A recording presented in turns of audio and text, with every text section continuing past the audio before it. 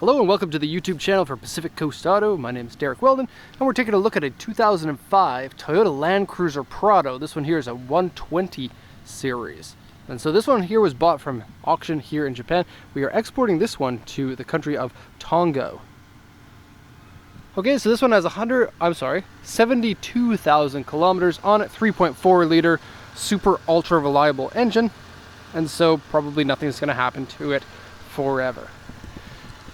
Not really much to say about the engine. It is pushed way back in the chassis, and so that's pretty nice for your four-wheel drive. You get nice short overhangs front and rear. And this is an 8-seater Land Cruiser Prado. The Prado is the more civilian-like Land Cruiser, and I have to say this is my first time really checking one out.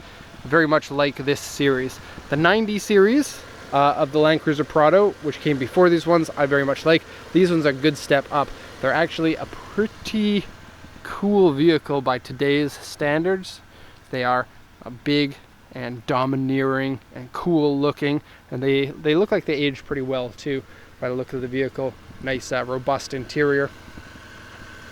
Okay, I'm gonna close the hood here. Coolant is good, oil is good, really nothing to say about that, so close the up. A peek at the coolness. Yeah. And let's go over the auction sheet now. And it is up a little bit high, and I am not alpha male height, and so I'm going to take this down. Where can I put this? Where I can be in the shadow. Here we go. Okay, so I'm going to translate this auction sheet. This is the inspector's notes of the vehicle. So 2005 Land Cruiser Prado TZ 3.4 liter gasoline. Okay. Auction rate 4, interior C, 72,254 kilometers, still has current registration on it, hence you saw the Japanese plates on it.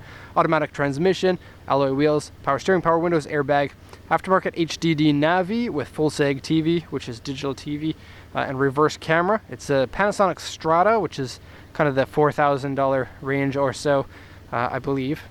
Height control, which is cool. You get 3 different controls of the height. This right now is the highest. And it looks like you have about maybe 12 inches of room between the tire and the edge of the fender there on the high. I did move it from normal to high, and it was no problem doing that, but I didn't play around with it enough to see what the low setting looks like. There's a drive recorder that comes with it. It's aftermarket by the looks of it.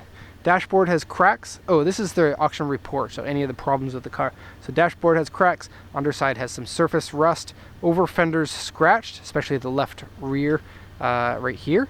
You can see it shows A2 on there, and the door mirror scratched. Okay, the body of it is generally pretty good. Some scratches on the front. I believe all of these can be buffed out. I took a look at them. Windshield rock chip is going to be quite minor. Paint fade on the roof, and then the back AU2. So let's pop this one over here, and we'll do the once around. And so it's funny, when we get to this generation of the Land Cruiser, I'm not a huge fan of the actual Land Cruiser. I would prefer a Prado over the actual Land Cruiser, being the 100 series or the 200 series Land Cruisers. I'm not a big fan of those ones, which is weird because I absolutely love the Land Cruisers. This one has been upgraded to a double wishbone suspension in the front, and then I believe rear is trailing arm suspension. I believe so. I didn't actually look at it. Okay, I love the champagne gold color. I just think that this color is full of happiness, especially on this type of car. I think it looks good, and the metallic look of the paint is very nice. Okay, so the A2 scratches are on the front of both of these corners. Have a look, you can see a bunch of them. It's kind of like they drove through a wilderness area and then scratched up the inside where the branches are. Also, headlights are faded, but that's easy to restore. And you got the same kind of scratches on this side. Okay, side panels are really, really good.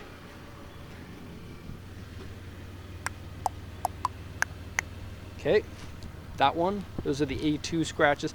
There's touch-up paint. It's pretty easy to see. And then we got the same thing going on at the back corner here. Okay. TZ. I do wonder what the TZ stands for. Land Cruiser Prado. So open the back. Because it's 8-seater, you don't get much room in the back here, but you can flip the seats. And so you get 1, 2, 3, 1, 2, 3, and then 1, 2 at the very front. These seats here do the fold down, and let me just do that now, because you could do it from the front or the back. And then you can just run it like this if you want, and it gives you a fairly decent sized rear. If you want even more, then these ones can do this.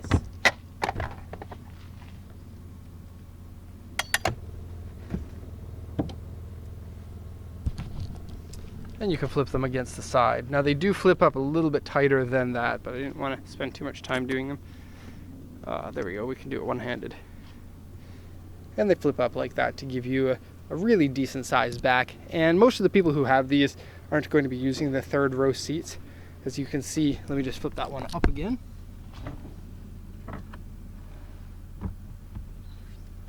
The back seats here are very low profile. See how far they are away from the ground. And so they're kind of an emergency seat more than anything. You get cup holders. They are movable forward and backward if you want. And then look at that 100-watt electrical outlet there.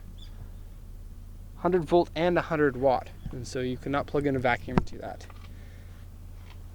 Okay. A place to put your things.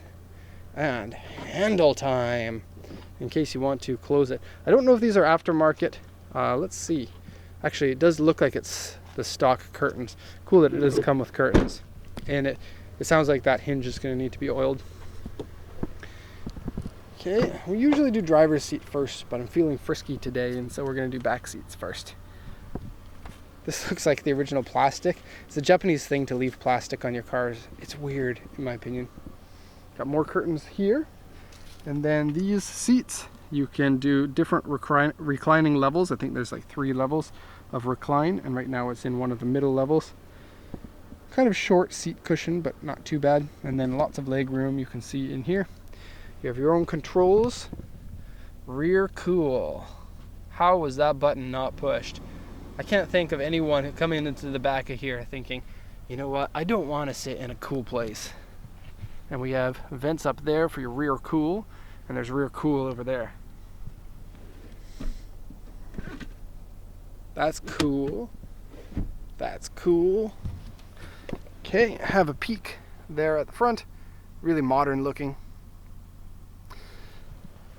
And the vehicle has 72,000 kilometers, which for this age of vehicle is probably high on the Japanese side. But what I like about cars that are roughly about 10 years old, that have kind of 70 to 100,000 kilometers, is you get them for a really good deal, and they generally, at that point, still only have one owner quite often, and they have been taken care of really well.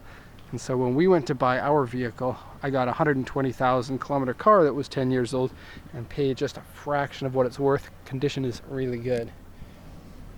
Okay, so jumping in here, leather wrapped steering wheel. Power steering feels so smooth. Shifting feels ultra smooth. Look at how close we are to running out of gas. Time to switch that engine off. Or not. I did want to show you just this. Height control, high, medium, low. You have a switch down here for that. I want to go down. Go down and get cool. And then look, comfort. So comfort, just get a little bit closer here. Normal, sport, sport plus. Or whatever you want to call it, but sport plus sounds awesome when you're driving a Land Cruiser. They're a decent amount off the ground, I would say. You can see, whoa, vertigo. Just joking. And aftermarket Navi unit. Toyota, I think, is really smart in having a double DIN size original Navi unit, so that if you don't like it or it becomes outdated, then you can upgrade easily without doing any modifications to the dashboard. Little display here for, can you see that? There's the clock in there, there's a compass, and then your fuel economy, and then there's other modes that you can set. It says we only have 3 more kilometers of range left. So dual zone climate control. Nice to have that. Oh yeah! Look at this! It comes with money! Who sells a car and leaves all that money in there? And because I'm an honest person, the customer gets this money. And I guess we would just send that in an envelope. Okay, so let's see how much that we have here. 500, 600, 700, 800. This is so fun. 900, 1,000, 1,100, 1,150, 12, 1230, 40, 50, 63. So 1263 is roughly almost 11 US dollars, or just over 10 US dollars in the ashtray. Way more fun to find that in the ashtray than to find a pile of cigarettes, which happens quite often, unfortunately. Yes! So happy about that. Anyways, we have high gear with locked differential, neutral, and low gear with locked differential there for your four-wheel drive system. And so it's full-time four-wheel drive, not switchable. It does have foldable mirrors. So quiet. And look, all auto. I can't stand when only the driver's one is auto. I want all auto. And so Toyota, you get my thumb way up, way up. Okay, cigarette lighter there, and another one here, and oh, there's no more money in there. And the cracks in the dashboard. So this dashboard is a soft touch dashboard, and this one's not a crack. The cracks are over here. Do you see right there? Okay, and we have a place for your glasses and your card. And this one here, the center console is, you can move it to be an armrest. You can click to different positions and then open for super deep. You can probably fit, well, I bet you can almost fit a 2-liter bottle in there. Maybe you can if you use this section here for the lid. Okay, so power lumbar support, but mechanical seat otherwise. I don't really care for a power seat in most cars. It depends on which car it is, though. I do like memory seats, especially if you share the car with someone else. Okay, this knobbly mirror here, this one is kind of neat. It has a double mirror on it there. This mirror here will show you from the driver's seat how far away this side is. Very important in Japan because big vehicles like this are hard to drive here. This one here shows you how far away your front bumper is from hitting something when you're parallel parking or something. Okay, so that's basically going to be it for this walk around. Hope you enjoyed this one. I certainly did. Finding free money, no matter how small the amount, even if I'm not going to keep it, it still makes me happy. And so thanks a lot for watching and have a nice day.